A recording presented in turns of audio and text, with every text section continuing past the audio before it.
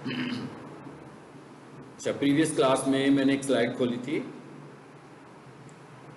Title वाली, और उसके अंदर एक कॉन्सेप्ट आया था बिटली का, यूआरएल शॉर्टनर्स। ये जो यूआरएल शॉर्टनर्स हैं ये भी काफ़ी इम्पोर्टेंट है हमारे लिए एसईओ के पॉइंट ऑफ व्यू से, क्योंकि हम अक्सर यूआरएल्स को शेयर कर रहे होते हैं लिंक बिल्डिंग के अंदर अपनी वेबसाइट के लिए, some time internal links, some time external links. So Google recommend करता है कि आप कभी भी अपना एक्चुअल लिंक, और लिंक लंबे भी होते हैं आपको पता है, जब हम लिंक को यूज़ करें तो अच्छा खासा लेंथी लिंक होता है। सो गूगल रिकमेंड करता है कि कभी भी अपने एक्चुअल लिंक्स जो है ना वो शेयरिंग में ना लाएं।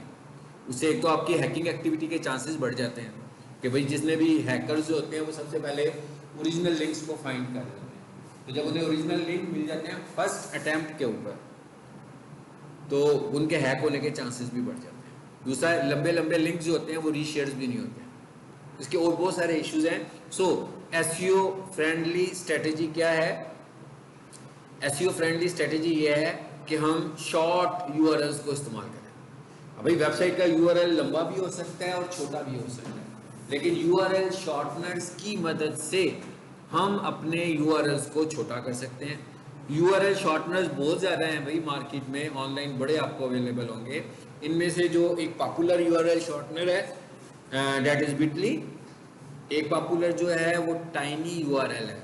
इस तरह और भी बहुत सारे हैं। टाइनी यूआरएल तो ऐसा है जिसको मेरा ख्याल है, ये बिटली तो अभी बाद की एक प्रोडक्ट है।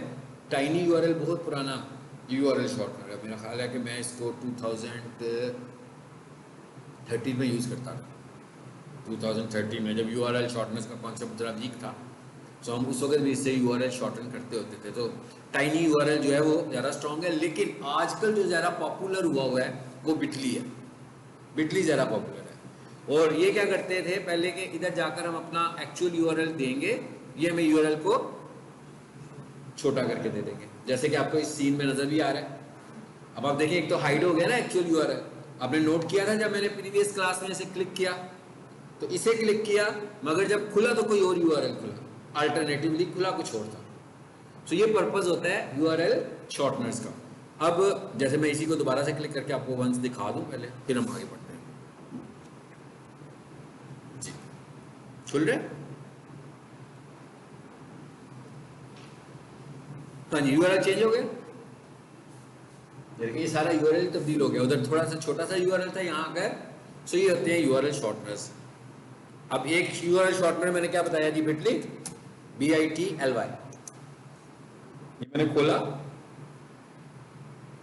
जो बिटली यूआरएल शॉर्टनर है ना, वो इतना पॉपुलर हो चुका हुआ है कि अब ये लोग कहते हैं कि भाई आप साइन अप करोगे तो शॉर्ट लिंक बना सकते हो, नहीं तो नहीं बना सकते। इसके लिए साइन अप करना जरूरी है, शुरू में नहीं कर सकते, लेकिन इसकी पॉपुलैरिटी इतनी ज़्यादा हो गई है तो इसने कहा भाई लोगों का डाटा भी इकट्ठा करना शुरू कर देते हैं इसी चक्कर में। अच्छा, मैं बनाने जा रहा हूँ, मेरा देख रहे हैं लॉगिन हुआ हुआ है, मेरा लॉगिन हुआ हुआ है इसमें।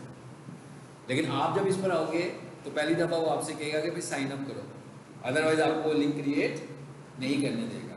जब आप साइन अप या साइन इन करोगे तो ही आप यूआरएल बना सकते हो। सो कैसे बना सकते हो भाई?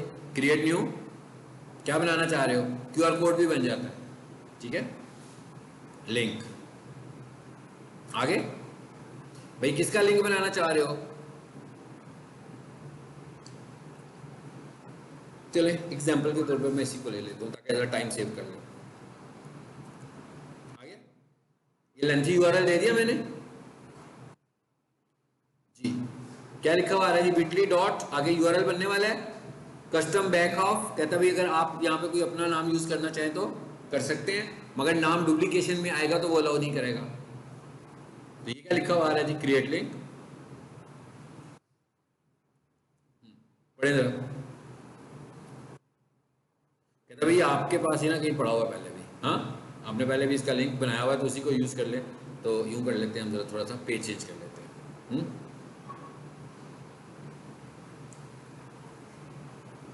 ये वाला पेज मैंने लिया, चलो मैं पहले इसका बना दूँ।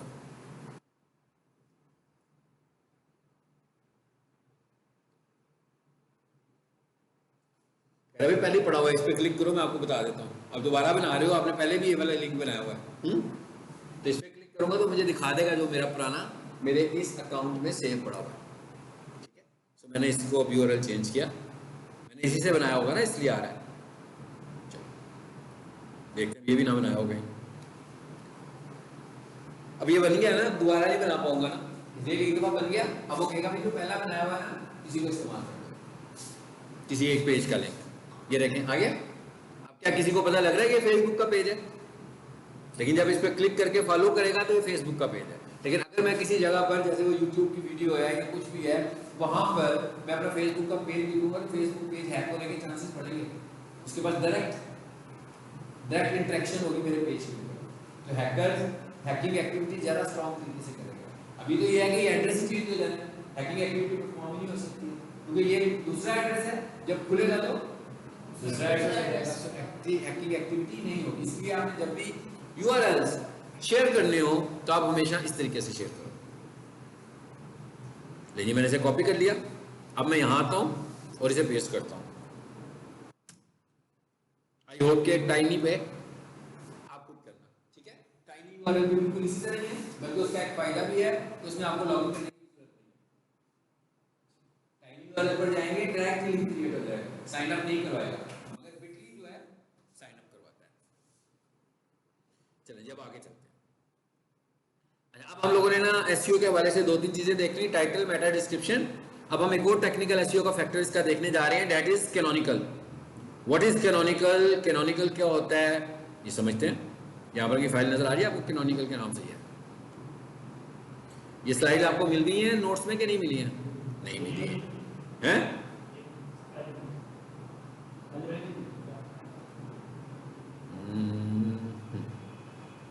नोट्स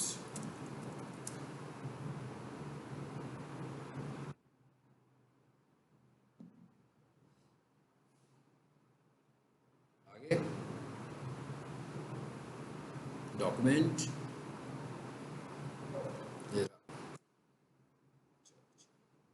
16 है ये हो गई है, वापस आ जाए। अच्छा, अब हम पढ़ने जा रहे हैं कैनोनिकल टैग। लेकिन आपको कैनोनिकल का कॉन्सेप्ट पहले बहुत स्ट्रॉन्ग तरीके से अंडरस्टैंड करना है कि what is the concept of canonical. Canonical का कॉन्सेप्ट क्या होता है? अच्छा, इसकी एक 2 लाइनों की डेफिनेशन लिखी है, पहले मैं इसको पढ़ता हूँ, फिर उर्दू में से एक्सप्लेन करते हैं। If you have the same or similar content available under different URLs, आप ही की वेबसाइट है, आपकी वेबसाइट के एक से ज्यादा यूआरएल्स हैं, ठीक है, और आपके डिफरेंट यूआरएल्स पर कुछ कंटेंट है जो सिमिलर है। मतलब ये तो नहीं हो सकता कि 100% सिमिलर हो, ऐसा भी हो सकता है कि 1 सेंटेंस सिमिलर हो, 2 सेंटेंस सिमिलर हो, 2 पैराग्राफ सिमिलर हो, 3 पैराग्राफ सिमिलर हो। You can use canonical tag to specify which version is the main one and thus should be indexed. कहता भाई जब आपने ये कर दिया तो इसका मतलब क्या हुआ कि आपके पास 2 कंटेंट ऐसे हैं जो आपस में compete कर रहे हैं। अब वो एक पेज 1 पर पड़ा हुआ है फॉर एग्जांपल और एक पेज 2 पर पड़ा हुआ है। अब गूगल का क्राउलर तो कंफ्यूज होगा कि भाई मुझे किसे क्राउल करना है, पेज 1 को या पेज 2 को। तो इसका मतलब क्या हुआ कि हमें इसका होगा क्या, वो कभी पेज 1 को किया करेगा, कभी पेज 2 को कर दिया करेगा। इसका नुकसान क्या होगा भाई? इसका नुकसान ये होगा, इसका हमें क्या नुकसान हो सकता है कि हम दूसरों से कंपटीशन करने की बजाय अपनी ही वेबसाइट पे कंपटीशन चलने लगा हुआ है, क्राउलर कंफ्यूज भी होगा और ऐसा चांसेस हैं कि जो आप इंडेक्स करवाना चाहते हैं वो इंडेक्स ही ना हो। इस मकसद के लिए गूगल कहता है कि भाई कैनोनिकल को इस्तेमाल करो। यानी अब हमें ये तो पता लग गया कि कैनोनिकल कुछ डुप्लीकेशन को मैनेज कर रहा है, ऐसी है। कौन सी डुप्लीकेशन को मैनेज कर रहा है? उस डुप्लीकेशन को मैनेज कर रहा है जो आप ही की वेबसाइट पे है। अब आपकी वेबसाइट पे कैसी डुप्लीकेशन हो सकती है? नंबर 1, एक तो वो है जो भी मैंने आपसे डिस्कस की कि भाई कंटेंट सिमिलर है 2 पेजेस के ऊपर। ये तो आपको जब सिमिलर कंटेंट होगा आपको पता होगा। एक और डुप्लीकेशन है जो हर वेबसाइट के ऊपर है, एक डुप्लीकेशन है जो हर वेबसाइट के ऊपर है। वो कौन सी है? हम जब किसी वेबसाइट को खोलते हैं तो उसकी डोमेन से खोलते हैं, ऐसे ही है ना। मतलब हमने लिखा है www.abc.com, www.xyz.com, www.peaksusanedu.pk, www.starsacademy.com, तो वेबसाइट खुल जाती है। लेकिन वेबसाइट जब खुलती है तो आपको बहुत सारा डाटा नजर आता है, तस्वीरें, टेक्स्ट, इमेजेस, वीडियोस, बहुत कुछ हो सकता है। लेकिन जब हमने abc.com लिखा, आपने आगे तो फाइल का नाम ही नहीं लिखा, फिर भी खुल क्या रहा है? खुल क्या रहा है? फाइल खुल रही है। आप फाइल का नाम नहीं लिख रहे मगर फाइल खुल रही है। इसका मतलब क्या हुआ कि आपकी वेबसाइट दो तरीकों से खुल रही है। एक तो एक्चुअल आपकी फाइल है और एक नाम के बगैर भी खुल रही है, फाइल का नाम मेंशन किए बगैर। अगर आपको ये थोड़ा सा कॉन्सेप्ट समझ में आया है तो इसकी एग्जांपल क्या बनती है वो देखते हैं। इसकी एग्जांपल ये बनती है, इस पर आएंगे और यहाँ आकर मैं लिखता हूँ वही वेबसाइट खोलते हैं। ये मैंने वेबसाइट का URL दिया, सब देख रहे हैं, प्रोफेशनल किचन इक्विपमेंट .dckitchen.org। वो एग्जांपल है जो भी मैंने बताई थी कि www.abc.com लिख के एंटर किया तो क्या हुआ, एक वेबसाइट खुल गई। हमने लिख के एंटर किया तो वेबसाइट खुल गई बस। लेकिन यहाँ पर फाइल का नाम कहीं भी मेंशन नहीं है, नहीं है ना? आप लोगों को मैंने वेबसाइट दी थी, आपको याद होगा। तो मैंने आपसे कहा था कि भाई आपने चेंजेस जितने भी करनी है इंडेक्स की फाइल में करनी है, और आप इंडेक्स की फाइल में जो भी चेंज, अभी आप जब भी चेंज करते हैं इंडेक्स की फाइल में करते हैं। अभी आप इस जगह पे नहीं जा रही है, तो URL है ना, ये तो ऑनलाइन URL है। आपके पास वेबसाइट जो है वो ऑफलाइन है, तो आप उसे कैसे चेंज कर रहे हो? उसमें चेंजेस कहाँ पे हो रही है? इंडेक्स की फाइल में। लेकिन जब वही वेबसाइट अप हो जाएगी, लाइव हो जाएगी, तो जब आप वेबसाइट का URL लिखेंगे तो ऑटोमेटिकली वो फाइल खुल जाएगी खुद से ही। हम उसका नाम नहीं लिखेंगे, बाय डिफॉल्ट वेबसाइट का नाम लिखने से भी इंडेक्स की फाइल ही खुलती है। इसका मतलब क्या हुआ कि वेबसाइट को खोलने के लिए मैं URL लिख रहा हूं तो इंडेक्स खुल रहा है, मैं इंडेक्स लिख रहा हूं तो भी इंडेक्स ही खुल रहा है। ऐसे ही है। डुप्लीकेशन होगी कि नहीं हुई? मैं कह डुप्लीकेशन हुई कि नहीं हुई? यानी कि एक ही कंटेंट है जिसको खोलने के दो तरीके हो गए। Number 1 domain name www.abc.com, website खुल गई। www.abc.com/index.html, फिर वही वेबसाइट खुल गई। इसका मतलब क्या हुआ कि एक ही कंटेंट दो URL से खुल रहा है। क्राउलर के लिए कंफ्यूजन हुआ कि नहीं हुआ? क्राउलर कंफ्यूज हो गया कि भाई ये जो दो URLs हैं इसमें से ओरिजिनल कौन सा है? विजिटर तो कभी भी index.html नहीं लिखते, विजिटर का इशू ही नहीं है। वो तो लिखेंगे, सर्च करेंगे, ज्यादा से ज्यादा URL टाइप करेंगे और आ जाएगा। वो फाइलों के नाम तो नहीं जानते ना भाई, आपकी फाइलों के क्या नाम है, उनको इन नामों का नहीं पता। इसका मतलब क्या हुआ? इस चीज को हमें चेक करना है। क्यों? अगर हम इस चीज को चेक नहीं करेंगे तो क्या होगा? गूगल कंफ्यूज रहेगा। कैनोनिकल एक बहुत बड़ा फैक्टर है टेक्निकल SEO का। जब हम SEO चेकर लगाएंगे तो गूगल चेक करेगा, जब हम SEO चेकर लगाएंगे तो गूगल चेक करेगा कि क्या इसमें कैनोनिकल मेंशन है कि नहीं है। कौन सा कैनोनिकल? कैनोनिकल तो दो हो सकते हैं, एक तो डुप्लीकेशन। एक डुप्लीकेशन क्या हो सकती है? अभी पीक्स मिशन का होम पेज है, वहां पर उन्होंने कोर्सेज का इंट्रोडक्शन दिया और वहां पर डिजिटल मार्केटिंग के कोर्स का भी इंट्रो है। उसके बाद इनका एक डिजिटल मार्केटिंग का पेज भी है अलग से। कोर्सेज में जाएं तो वहां पर डिजिटल मार्केटिंग का पेज खुलता है, उसके अंदर बहुत ज्यादा डिटेल आ रही है। अब इन दोनों पेजेस में कुछ कॉमन है, कोई एक पैराग्राफ जो होम पेज पर भी है और जो डिजिटल मार्केटिंग पर भी है। तो अब यहां पर जरूरत पड़ गई ना कैनोनिकल की। अब बताना पड़ेगा कि भाई गूगल जब क्रॉल कर रहा हो तो वो जो कॉमन कंटेंट है उसके लिए वो डिजिटल मार्केटिंग के पेज को कंसीडर करे कि होम पेज को कंसीडर करे। लेकिन ये वाली तो एक्चुअल डुप्लीकेशन हो रही है, एक वर्चुअल डुप्लीकेशन हो रही है। बेसिकली ये पहले वाली डुप्लीकेशन तो नहीं थी ना वेबसाइट के नाम, मतलब बेसिकली तो एक ही फाइल थी index.html, उसी से आपकी वेबसाइट खुल रही थी। यानी एक्चुअल ये है कि dckitchen.org/index.html वेबसाइट, dckitchen.org फिर वेबसाइट। तो एक ही कंटेंट खुलता है दो नाम लिखने से। यूजर्स नहीं लिखते ये दो नाम। ये प्रॉब्लम किसके लिए है भाई? आपकी वेबसाइट ने रैंक होना है तो URL भी जा जाकर होगी ना रैंक वेबसाइट आपकी, कि कौन सा पेज होना चाहिए, कौन सा पेज नहीं होना चाहिए। गूगल को बताना होगा इसे करो इसे ना करो, फिर पेज का नाम बताना पड़ेगा। तो इसका मतलब गूगल को कंफ्यूज कर रहे हैं हम। सो गूगल कहता है कि भाई इस मसले के हल के लिए आप अपनी हर वेबसाइट में मुझे कैनोनिकल की मदद से बता दो कि ओरिजिनल कौन सा है। ये पहला हो रहा है, ये कौन से वाला, यूआरएल वाला। ये किसकी बात कर रहा हूं,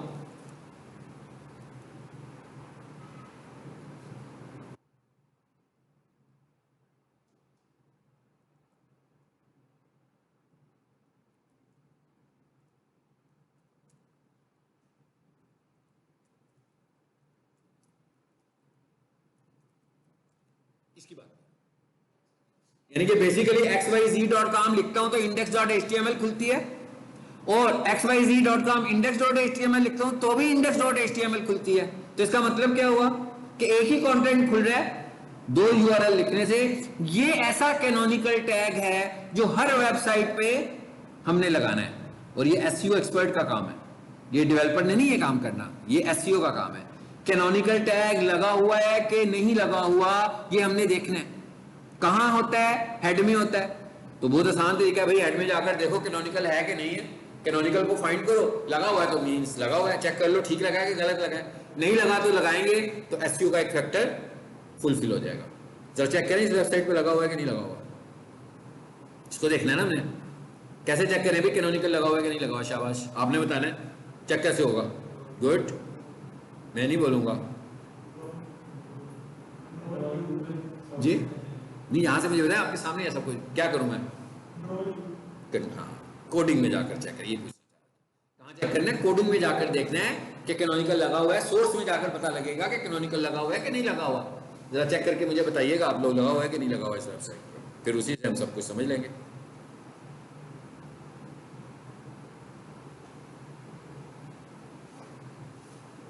भाई ऊपर मिस तो नहीं हो गया, ऊपर ही होना चाहिए कहीं पर।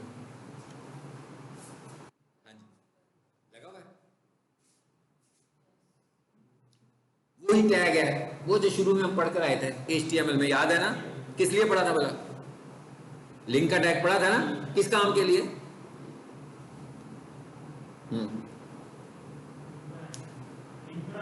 गुड, ये सही है, सवाल में जवाब मिल गया। हाँ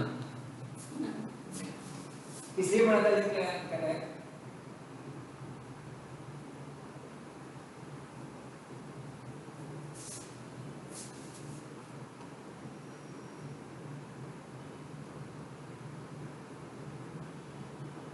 याद आ गया कि नहीं आया, अभी स्क्रॉल करके मैंने दिखा दिया आपको किस लिए पढ़ा था, किस लिए पढ़ा था।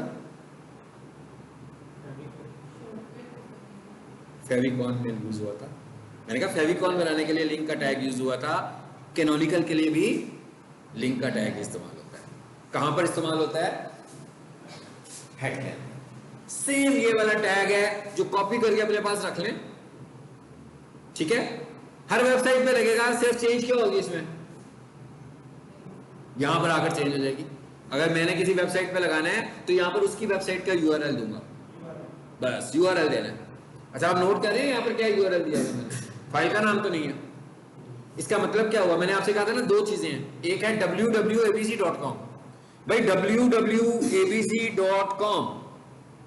सॉरी xyz.com की एग्जांपल, क्या ये फाइल है, नहीं है।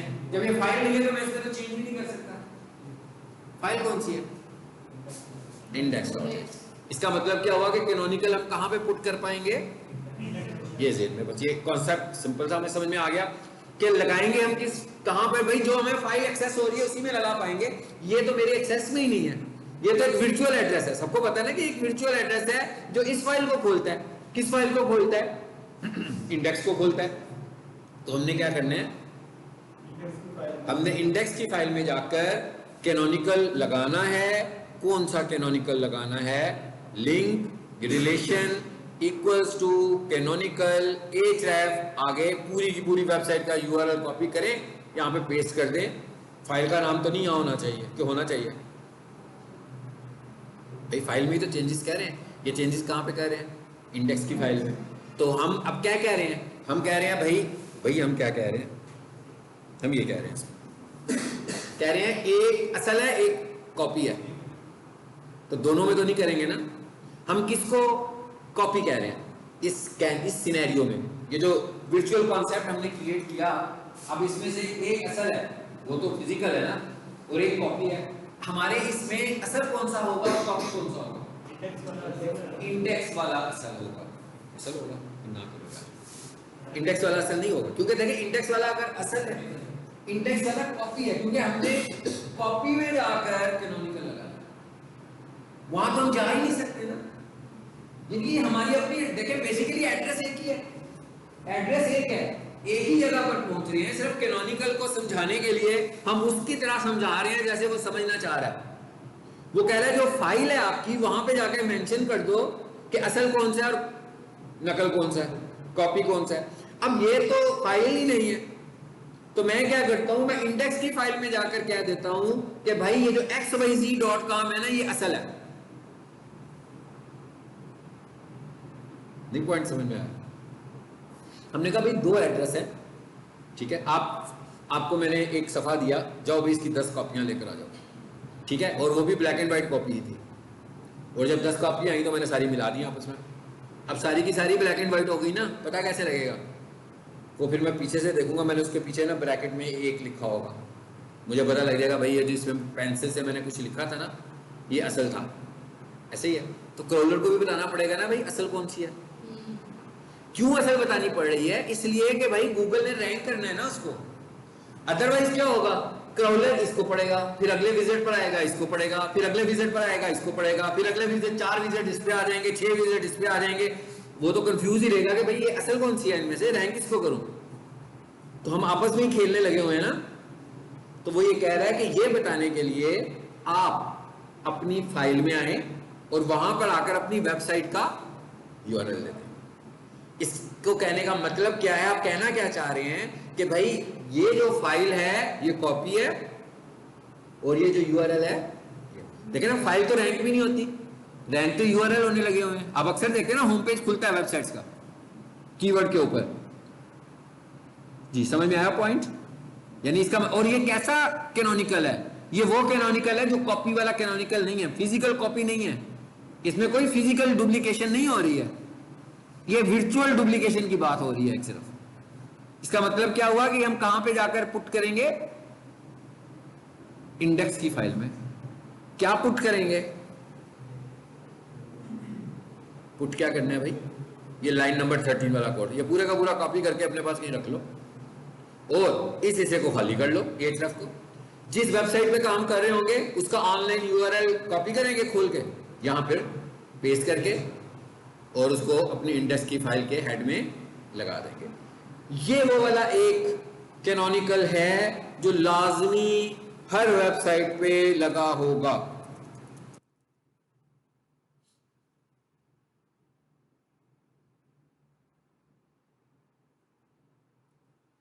एसईओ चेकर मैंने कहा था नहीं होना चाहिए आपके पास, इसको चेक करते रहा करें, जो जो कुछ पढ़ा करें उसको देखा करें। फिर ऑनलाइन मैंने कहा था कि ज्यादा चेक्स नहीं करेगा, टूल से बहुत सारे चेक्स करेगा, ठीक है। सो इसको मैं लेक्चर ले रहा हूं इसलिए मैंने इसे ऑनलाइन खोल दिया। आगे जी, आगे जी स्कोर नीचे आए जरा देखें कैनोनिकल के मतलब की बात करता है ये कि नहीं करता। कितनी बड़ी बात कर रहा है कैनोनिकल की, कर रहा है कि नहीं कर रहा? हाँ कर रहा है जी। There is a valid canonical link, ये कौन सा कैनोनिकल है, ये वही वाला कैनोनिकल है dckitchen.org professionalkitchen/index.html जो भी हम मेंशन करके आए हैं, ये वो वाला कैनोनिकल है जो इसने अडॉप्ट किया हुआ है। पता लग गया जी, लग गया। फॉर एग्जांपल एक वेबसाइट है जिस पे ये नहीं लगा हुआ तो वो कहेगा भैया आपने इसको सेट नहीं किया हुआ, तो उसका स्कोर भी फिर माइनस होगा, यानी कि फिर यहां से स्कोर फॉर एग्जांपल हो सकता है इसका 79 आ रहा हो कि भाई ये वाला कैनोनिकल इस पर अभी नहीं लगा हुआ। ठीक है, समझ में आ गई बात की? चलो जब आगे चलते हैं। अब दूसरा कैनोनिकल कौन सा था, डुप्लीकेट। वो डिपेंड्स के है कि नहीं है, ऐसा भी हो सकता है कि वो ना हो। फॉर एग्जांपल हम ये कहें कि भाई जिससे हमने कंटेंट लिखवाया उसे हमने कहा भाई जो तुमने होम पेज के ऊपर डिजिटल मार्केटिंग को कंपोज करना है ना, कंटेंट राइट करना है, आपने डिजिटल मार्केटिंग का पेज अलग कट कंटेंट लिखना है, एक डुप्लीकेट नहीं होना चाहिए। तो ये तो फिर हमने कंट्रोल कर लिया, डुप्लीकेशन होगी नहीं, ये हमारे कंट्रोल में है। अगर हमने की हुई है तो फिर वही मसला होगा। अब क्या मैं कह रहा हूं, अब मैं कह रहा हूं भाई वो digitalmarketing.html वाले पेज पर जाओ, वहां पर कुछ कॉपी पड़ी हुई है, लेकिन वो ओरिजिनल कहाँ पड़ा हुआ है? इंडेक्स पे। तो इसका मतलब क्या हुआ कि अब किसका लिंक देंगे हम? किस फाइल में लिंक देंगे? डिजिटल मार्केटिंग की HTML फाइल में। और कौन सा कैनोनिकल लगाएंगे? उसको रीडायरेक्ट करके कहाँ लेकर जा रहे होंगे? इंडेक्स के ऊपर। इस दफा फाइल बता रहे हैं, मैं इस दफा हम फाइल बता रहे हैं कि भाई जब इसको करने लगो तो किस पे जाओ? इंडेक्स पर चले जाओ। ये मैनुअल डुप्लीकेट को चेक कर रहे हो। वो मैनुअल नहीं था, वो एक वर्चुअल डुप्लीकेशन थी। ठीक है, अब कितने लग सकते हैं? दूसरा इंपॉर्टेंट सवाल यह है कि कितने लग सकते हैं। मिसाल के तौर पर कोई बंदा ये कहे कि भाई ये जो होम पेज के ऊपर 2 पैराग्राफ्स या 1 पैराग्राफ लिखा हुआ है, तो ये वाला जो पैराग्राफ है ये कॉपी है, और ये वाला पैराग्राफ HTML पे, डिजिटल मार्केटिंग के पेज पे भी है, ये वेब डेवलपमेंट पे भी है, ये ग्राफिक्स पे भी है। तो इसका मतलब तो वो भी बहुत सारे कैनोनिकल लगाने पड़ जाएंगे। एक कैनोनिकल नहीं बल्कि 3 कैनोनिकल्स लगे होंगे। जितने डुप्लीकेट्स उतने कैनोनिकल्स। नो, एक फाइल के अंदर सिर्फ और सिर्फ एक कैनोनिकल अलाउड है। इस तरह तो भी आप क्रॉलर को परेशान ही किया हुआ है, भाई बेचारा एक कमरे में आता है उसे दूसरे में भेज देते हैं, दूसरे में जाता है उसे तीसरे में भेज देते हैं। वो कहता है भाई करना क्या है मुझे ये तो बताओ। सिर्फ एक फाइल में एक कैनोनिकल, एक से ज्यादा नहीं। हाँ, फिर 2 मुख्तलिफ फाइलों में कैनोनिकल्स लग सकते हैं, लेकिन उस सूरत में भी केस यही होगा कि एक फाइल में, यानी आपको सीधा सीधा ये कहो कि आपको आपके हेड पोर्शन में अगर 2 कैनोनिकल नजर आते हैं तो इसका मतलब है कि ये SEO एरर है। ये SEO एरर का मतलब ये नहीं कि एरर शो होगा, यानी कि ये SEO बग है। तो ये बग SEO वाला बंदा ही निकालेगा। ये कोई टेक्निकल एरर नहीं है, कोई सिंटेक्स एरर नहीं है कि SEO एरर है, रैंकिंग इशू है। तो गूगल वहां पर आपको जो चेकर लगाया हुआ है वो कहेगा भाई you are using more than 1 canonical, फिर हम वहां से एक कैनोनिकल को रिमूव करेंगे। क्या है जिसका syntax? Link relation equals to canonical href equal to 100% exact address using HTTPS। ऐसा नहीं कि abc.com नहीं लिखना, पूरा एड्रेस https//url, फिर अगर फाइल को कर रहे हैं तो फाइल का नाम। अभी हम फाइल को तो नहीं कर रहे, जरूरी नहीं है कि फाइल को ही कर रहे होंगे हर दफा, ये तो हमारे ऊपर डिपेंड करता है ना। जब आप फाइल को नहीं कर रहे होंगे तो फिर URL, जैसे अभी आपने केस में देखा भी है कि प्रोफेशनल किचन में फाइल को नहीं किया जा रहा। ये हो गया हमारा कैनोनिकल। सबको समझ में आ गया? अब आ जाते हैं आगे। अगला जो टेक्निकल SEO का फैक्टर है वो क्या है? Site map. गूगल ये भी कहता है कि आपकी वेबसाइट का साइट मैप भी होना चाहिए। ठीक है, what is site map? Site map का मतलब है कि आपकी वेबसाइट का स्ट्रक्चर क्या है। नक्शा जैसे होता है ना, घर बनाने से पहले नक्शा बनाते हैं, इसी तरह आपकी वेबसाइट का मैप। अच्छा, अब ये वाली वेबसाइट का मैप क्या हम यूजर को दिखाना चाह रहे हैं? यूजर ने तो नहीं देखना ना कि आपकी वेबसाइट का मैप क्या है। भाई यूजर तो होम के मेन्यू पे जाता है, उसे समझ में आ जाता है अबाउट अस, कोर्सेज, सर्विसेज, भाई गैलरी, वीडियोस, जो भी चीज करनी हो क्लिक कर लेता है। तो ये साइट मैप कौन मांग रहा है आपसे? ये साइट मैप आपसे फिर क्रॉलर मांग रहा है। फायदा क्या है उसको? क्रॉलर कहता है भाई मैंने आपकी वेबसाइट को विजिट करना है। जी, क्रॉलर जो है ना एक वर्चुअल सॉफ्टवेयर है गूगल का अपना, जो कि वेबसाइट्स को देख रहा होता है, उनका सॉफ्टवेयर चेक कर रहा है आपकी वेबसाइट को। अब वो सिर्फ आपकी वेबसाइट को तो नहीं देख रहा, अब आपको अंदाजा हो गया कि भाई वो तो बड़ा बिजी है, भाई इतनी अनलिमिटेड तो वेबसाइट्स है जिसको उसने देखने।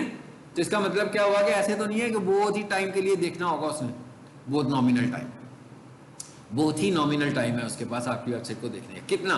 Not specified. मतलब एक क्राउलर ने किसी वेबसाइट को जब क्राउल करना है तो कितनी देर करेगा। इसकी एग्जांपल मैं अक्सर स्टूडेंट्स को देता हूँ कि भाई एक स्कूल है, तो स्कूल में सुबह सुबह या कॉलेज में सुबह सुबह क्लासेस शुरू हो जाती हैं, 8 बजे पहला पीरियड लगता है।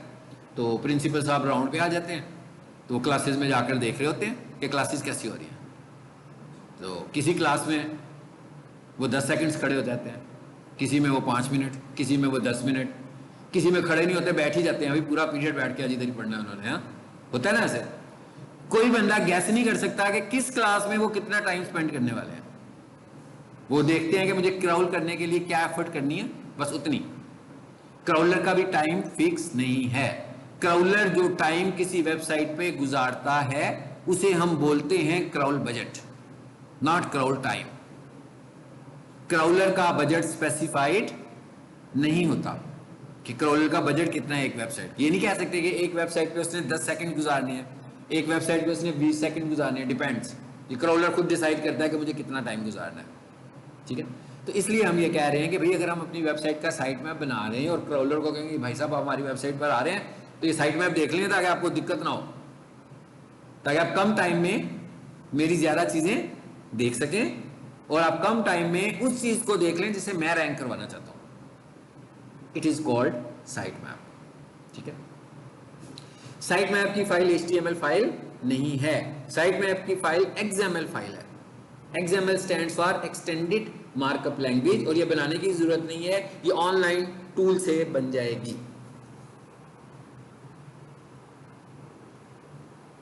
कैसे बनाए, यहां पर आए, ऑनलाइन साइट मैप जनरेटर्स लिख दिया जी मैंने। कितने सारे टूल्स आ गए भाई, कितने सारे टूल्स आ गए हमारे पास।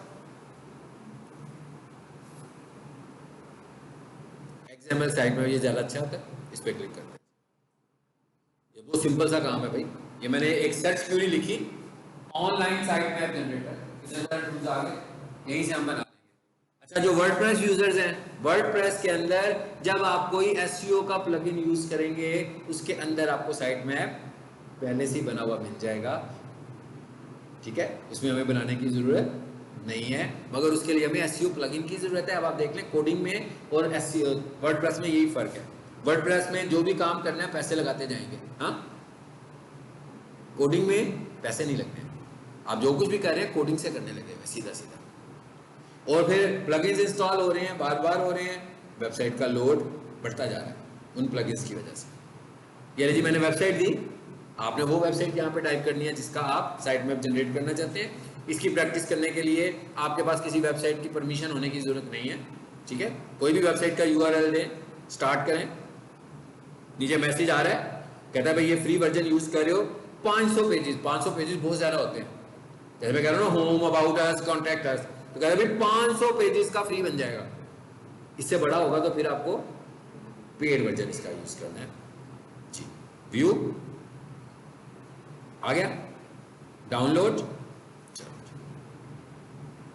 बन गया। पहले से मैंने इस पर कोई साइट मैप बनाकर सेव किया हुआ है, इसलिए इसने आगे 1 लगा दिया। इसकी फाइल का नाम साइट मैप होगा, साइट मैप, और एक्सटेंशन क्या होगी, XML। इसकी जो एक्सटेंशन होगी वो क्या होगी, XML। यानी इस पूरी फाइल का नाम क्या बनेगा, साइट मैप .xml। ये HTML फाइल ही नहीं है। अब एज ए SEO एक्सपर्ट मैं क्या करूंगा, जब मेरे पास ये वेबसाइट आएगी मुझे ये देखना है कि क्या भाई इसका साइट मैप बना हुआ है कि नहीं बना हुआ, और बना हुआ है तो क्या अपलोड भी हुआ है। ये अगले क्लास में आकर हम इसको अपलोड करना भी सीखेंगे और मैं आपको करके दिखाऊंगा लाइव वेबसाइट के ऊपर, ठीक है। वेबसाइट का URL लिखें, भाई ये सब चीजें देखनी पड़ेंगी ना, रिक्रिएट तो नहीं करनी ना। अगर कोई चीज पहले से ही बनी हो फिर तो जो जो चीज नहीं आप बनाने जा रहे हैं पहले आप उसे चेक करें।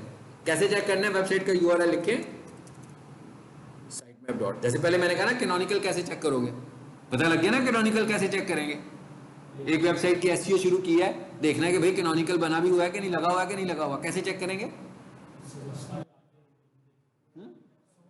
सोर्स में जाएंगे और किस पोर्शन में होगा, हेड में होगा। तो हेड में अगर मुझे कैनोनिकल लिंक रिलेशन कैनोनिकल नहीं मिलता, इसका मतलब है कि कैनोनिकल इवन वर्डप्रेस की वेबसाइट होगी उसमें भी आपको नजर आ जाएगा, कोडिंग में ही नजर आ जाएगा, यही से पता लग जाएगा। अंदर जाके तो पता लगेगा ही, यहां से भी पता लग जाएगा। ये भी SEO के प्लगइन के साथ अटैच होता है। इसका क्या मतलब है, बना हुआ है, इसका क्या मतलब है कि साइट में ऐप बना हुआ है। एक काम करते हैं जरा, यहाँ पे ना मैंने एक सर्च क्वेरी लिखी थी शायद, अगर आपको याद होगा तो पीछे चलते हैं जरा, नहीं बात उसकी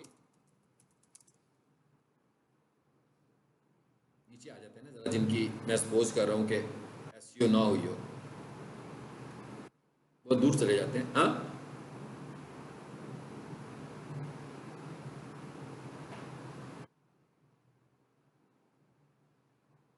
वेबसाइट आई है नीचे, किचन दुनिया, चलें जी इसका URL कॉपी करें,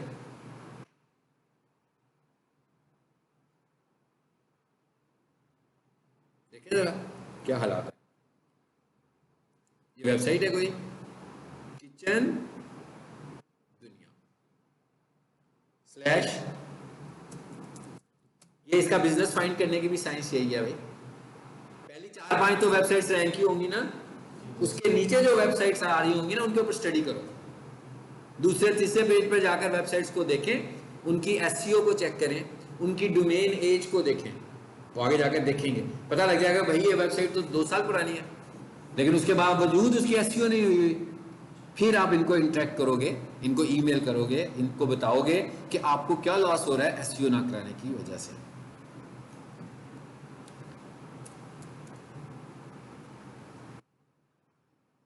बना हुआ भाई। और ये वाला हमें पता लग रहा है, देखो ऊपर क्या लिखा हुआ है, योस्ट एसईओ।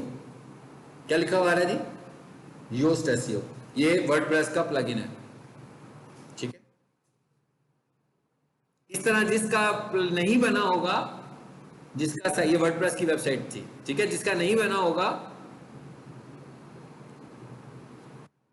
जिस वेबसाइट का नहीं बना होगा, फिर उसमें 404 का एरर आ जाएगा, पेज नहीं खुलेगा या 404 का एरर आएगा, जिससे मुझे पता लग जाएगा कि साइट मैप नहीं बना हुआ। क्योंकि ये वाला साइट मैप कोडिंग में नहीं बन रहा, यानी ये वाला साइट मैप ना हेड में है ना बॉडी में है, मतलब इसका कोड आपको ना हेड में मिलना है ना बॉडी में मिलना है।